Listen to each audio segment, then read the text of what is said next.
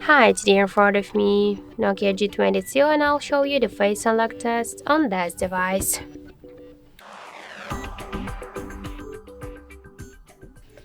So I just set up my face recognition and now I'll make a couple of tries to unlock the device with my face and we'll see how fast this feature is and does it works.